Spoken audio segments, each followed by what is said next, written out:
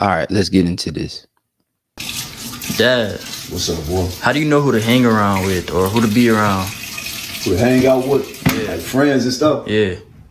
Bet. Matter of fact, go get your book. Remember the book I wrote you? Go get that book, man.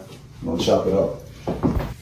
See, Dad, look, I got the when I first was listening to this, and I'm like, oh, the dad made a book for him. Oh, this is good. Yeah, he gave him instruction for life. And then when he passed by the book, and I see the symbol to the left, that looks like a cross with an O on the top. I just knew it was gonna go down from there. I'm gonna get to that in a bit. book. Oh, you got it? Yep. Alright. Turn to 7 people to avoid. Matter of fact, I'll turn to it. Hold on. Turn to relationships. Boom. 7 people to avoid. You always want to avoid those who constantly criticize others through their own standards and judgments. You know what that means? So he say you want to avoid people who criticize from their own standards and judgment, but you have a book that say to avoid 7 kinds of people. Isn't that criticism within itself? Anytime that you got somebody that's like a Muslim, a Christian, you know what I'm saying, a Moor, or these type of religions, a Blood, a Crip, they're gonna judge you based off of their standards, what they think is right or wrong, whatever organization that they actually claim. So you gotta be careful on who you're around in regards to that. See, that bothers me because I am a Christian, and I believe and I know that I follow God's ways for my life.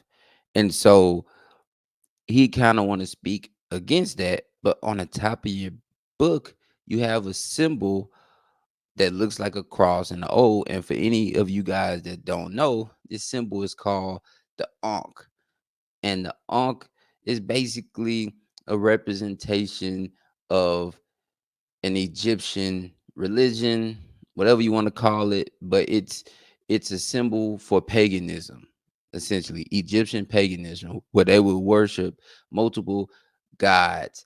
And so this guy with a symbol on a book that represents that. Some people say it represents life and and they used to put it on the mummy and believe it did something to the spirits and something about eternal life and all that kind of stuff. This guy is essentially criticizing us as Christians, right? And saying, "Oh yeah, no, don't don't be around those kind of people who judge."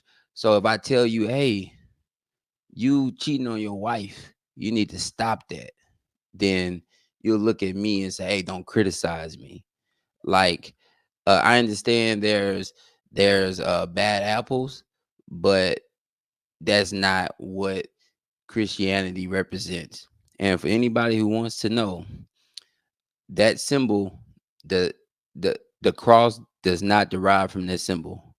Um, the cross represents death.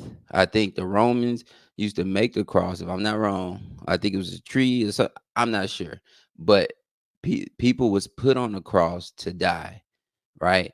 Because they committed some type of, I guess, offense of that government at that time. But as we know, Jesus was crucified on that cross and he was an innocent man, right? And he was killed on that cross being innocent, right? He was all man, all God, and he was innocent. He was killed. He and he rose up 3 days later.